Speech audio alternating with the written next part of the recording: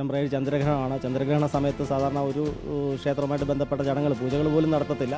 ആ സമയത്ത് തന്നെ ഇളക്കിയത് തന്നെ ദുരൂഹമാണ്. ആചാര്യപരമായിട്ട് അതൊരു വലിയ ലോപമാണ്. മൊത്തം അവിടുത്തെ സ്വർണ്ണം അടിച്ചു മാറ്റത്തക്ക രീതിയിലുള്ളൊരു ഗൂഢാലോചന നടന്നിട്ടുണ്ട്. അതിൻ്റെ ഭാഗമാണ് ഈ അളവുകളൊന്നും കൃത്യമായിട്ട് മകസറിലോ കാര്യങ്ങളിലോ ഒന്നും രേഖപ്പെടുത്താതെ വരുന്നത്. ഈ സ്വർണ്ണത്തിൻ്റെ അംശവും ഒക്കെ കണ്ടെത്താനുള്ള ടെസ്റ്റുകളുണ്ട്. അങ്ങനത്തെ ടെസ്റ്റുകൾ നടത്തി മാത്രമേ ഇപ്പോൾ ഉള്ളതിൽ ഉറപ്പിക്കാൻ പറ്റൂ. അവർ തന്നിരിക്കുന്ന മൊഴി അനുസരിച്ചിട്ടുള്ളത് യാതൊരു കാരണവശാലും വിശ്വസനീയമല്ല. ശബരിമല സ്വർണ്ണക്കൊള്ള വിഷയത്തിൽ ദേവസ്വം വിജിലൻസിന്റെ നിർണായകമായ രണ്ടാമത് റിപ്പോർട്ട് TV പുറത്തുവിട്ടു. ഇപ്പോൾ നമ്മോടൊപ്പം ശില്പി മഹേഷ് പണിക്കരാണുള്ളത്.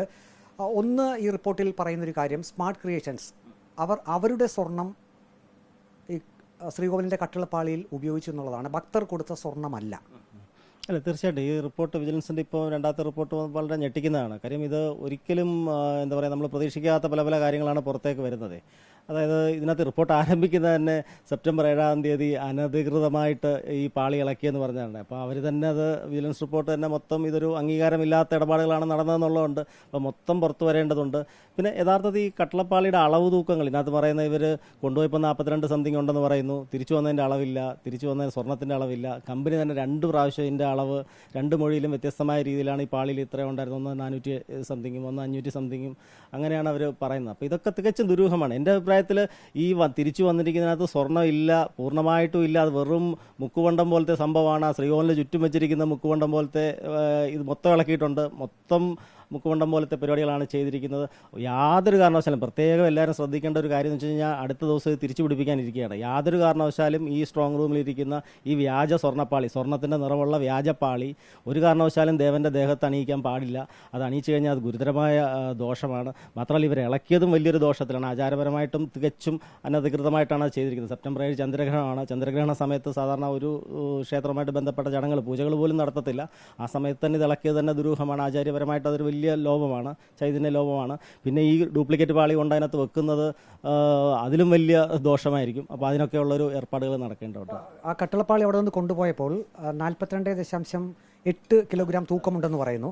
പക്ഷേ സ്മാർട്ട് ക്രിയേഷൻസിൽ സ്വർണം പൂശിയതിന് ശേഷം തിരികെ സന്നിധാനത്തേക്ക് എത്തിച്ചപ്പോൾ അതിന് തൂക്കം എത്രയാണെന്നോ എത്ര അളവ് സ്വർണ്ണമുണ്ടെന്നോ ഒന്നും ഒരു രേഖയിലും കാണുന്നില്ല. അത് വലിയ ദുരൂഹത തന്നെയല്ലേ? തികച്ചും ദുരൂഹമാണ്. വലിയൊരു ഗൂഢാലോചന. ഈ മൊത്തം അവിടുത്തെ സ്വർണ്ണം അടിച്ചു മാറ്റത്തക്ക രീതിയിലുള്ളൊരു ഗൂഢാലോചന നടന്നിട്ടുണ്ട്. അതിൻ്റെ ഭാഗമാണ് ഈ അളവുകളൊന്നും കൃത്യമായിട്ട് മകസറിലോ കാര്യങ്ങളിലോ ഒന്നും രേഖപ്പെടുത്താതെ വരുന്നത്.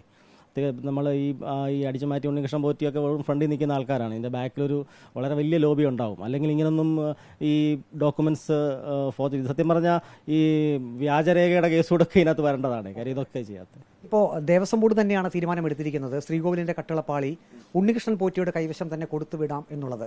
അപ്പോൾ പൂർണ്ണമായും ദേവസ്വം ബോർഡിൻ്റെ അറിവോടുകൂടി തന്നെയാണ് ഉണ്ണികൃഷ്ണൻ പോറ്റിയുടെ കയ്യിൽ ഈ കട്ടിളപ്പാളി കൊടുത്തുവിട്ടിരിക്കുന്നത്. അപ്പോൾ ദേവസ്വം ബോർഡ് തന്നെയല്ലേ ഇതിൽ മുഖ്യ പ്രതി? തീർച്ചയായിട്ടും ഗൂഢാലോചനയായിട്ട് ഭാഗമായിട്ട് നിൽക്കുന്ന ആരായാലും അതിനകത്ത് ഏത് കാരണം കൊണ്ടായാലും അവരെല്ലാം ഇതിനകത്ത് പ്രതികളായിട്ട് വരുമല്ലോ. ദേവസ്വത്തിൻ്റെ അണ്ടറിൽ തന്നെയുള്ള വിജിലൻസിൻ്റെ റിപ്പോർട്ടിൽ തന്നെ ഇത്രയും കാരണങ്ങളുണ്ടെങ്കിൽ SITയുടെ അന്വേഷണത്തിൽ ഇത് എന്തുമാത്രം ഭീകരമായിരിക്കും ഇതിൻ്റെ പുറകിലുള്ള വ്യാപ്തിയെ. ഒരിക്കലും എല്ലാവർക്കും ഒരു അവ്യക്തതയുണ്ട്. ഇതെന്താ കട്ടളപ്പാളി, സ്വർണം, അത് കൂടുതലോ കുറവെന്നൊക്കെ പറഞ്ഞു. പക്ഷേ തീർച്ചയായിട്ടും ഇതൊരു വലിയ കൊള്ളയാണ്. വലിയ രീതിയിലുള്ള ചൈതന്യ ലോപം സംഭവിക്കാനുള്ള കാരണമാക്കിയിട്ടുണ്ട്.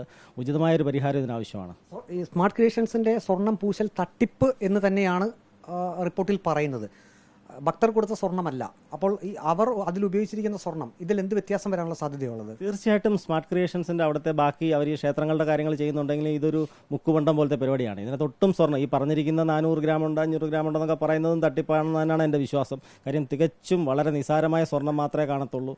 അത് സ്വർണ്ണത്തിൻ്റെ നിറമുള്ള ഒരു കെമിക്കൽ പോലത്തെ സംഭവങ്ങളാകാൻ ഉള്ള സാധ്യത വരെ ഉണ്ട്. അപ്പോൾ തീർച്ചയായിട്ടും അതൊരു പരിശോധനാ വിധേയമാക്കി മാത്രമേ നമുക്ക് ഈ സ്വർണ്ണത്തിൻ്റെ അംശവും ഒക്കെ കണ്ടെത്താനുള്ള ടെസ്റ്റുകളുണ്ട്. അങ്ങനത്തെ ടെസ്റ്റുകൾ നടത്തി മാത്രമേ ഇപ്പോൾ ഉള്ളതിനെ ഉറപ്പിക്കാൻ പറ്റൂ. അവർ തന്നിരിക്കുന്ന മൊഴി അനുസരിച്ചിട്ടുള്ളത് യാതൊരു കാരണവശാലും വിശ്വസനീയമല്ല. ശില്പി മഹേഷ് പണിക്കരുടെ ഒരു വിലയിരുത്തൽ ഇതാണ്. തീർച്ചയായിട്ടും ഈ കാര്യത്തിൽ വലിയ ദുരൂഹതകളുണ്ട്. ആ ദുരൂഹതകൾ മറനീക്കി പുറത്തു വരണം എന്ന് തന്നെയാണ് ശില്പി മഹേഷ് പണിക്കർ വ്യക്തമാക്കിയിരിക്കുന്നത്. വീഡിയോ ജേർണലിസ്റ്റ് അജി കുടുംബനൊപ്പം reporter Praveen Purushothaman, in reporter, Pathanamthitta.